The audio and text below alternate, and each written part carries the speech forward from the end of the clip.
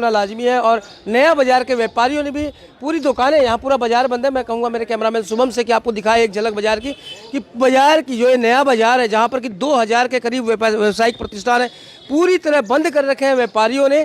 तो कहीं ना कहीं कह सकते हैं कि रोष तो है इस कानून को लेकर। हमारे साथ हैं संजय सिंगल जी, इनसे पूछ लेते हैं आप कहाँ तक सहमत हैं कि ये जो कानून है इसे काले कानून की संज्ञा दी जाए? सोनी जी, कानून ऐसा होना चाहिए जो लोगों की समझ में आए। कानून में एक धारा, ignorance of law is no excuse.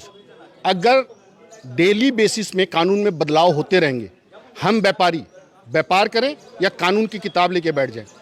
अब मैं आता हूं, आप कानून की बात करते हो, कानून जो देश में बनने चाहिए। एक नेता 2 जगह से इलेक्शन लड़ता है और जीत सकता है, एक वोटर एक ही जगह से वोट दे सकता है। क्यों? जब वो वहां से सरेंडर करता है। आपने कानून बनाया कि अगर कोई पब्लिक प्रॉपर्टी को नुकसान करता है तो जो पब्लिक प्रॉपर्टी को नुकसान करेगा वो आंदोलन करने उसकी भरपाई करेगा।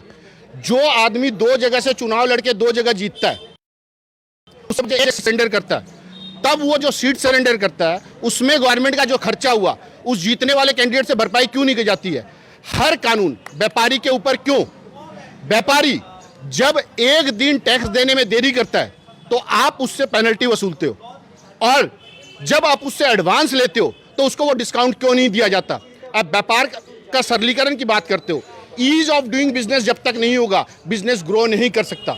अब आता हूं आपके जीएसटी के प्रावधान पे। जीएसटी का नंबर गवर्नमेंट देती है, व्यापारी किसी को जीएसटी का नंबर नहीं देता। जिस व्यापारी ने जीएसटी का नंबर लिया हुआ है, मैंने उस व्यापारी से माल मंगाया, मैंने माल की पेमेंट करी, मैंने उसके टैक्स की पेमेंट करी।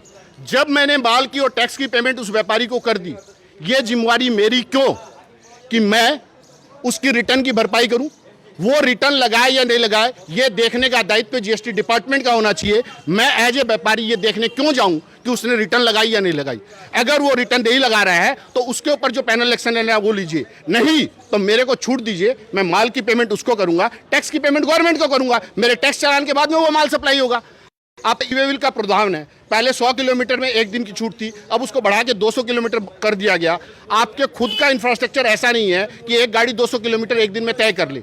हर छोटे छोटे चीज़ पे व्यापारी को जिस हिसाब से पेनलाइज किया जा रहा है, उसको इसकी बजाय प्रोत्साहन देना चाहिए। प्रोत्साहन इन द सेंस, जो व्यापारी जितना टैक्स देगा उसको उतने रुपए की टर्म इंश्योरेंस मिलेगी, जो व्यापारी जितना टैक्स देगा उसको उसका मेडिकल इंश्योरेंस मिलेगा।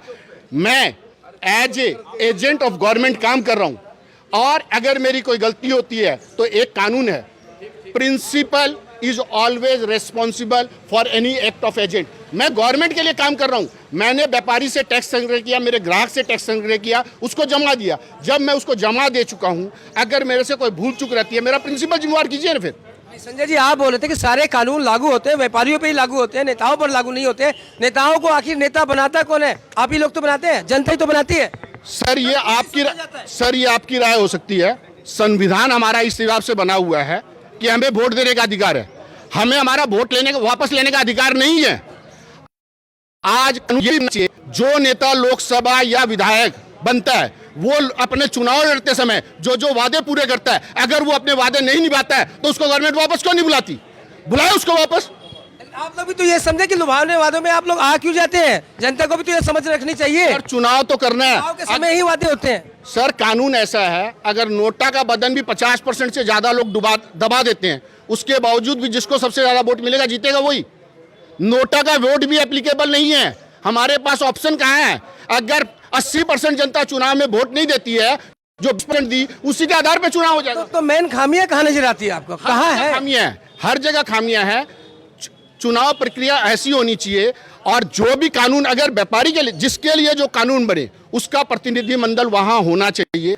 अगर आप मिडिल क्लास से एक्सपेक्ट करते हो, मिडिल क्लास के व्यापारियों को उसमें शामिल कीजिए।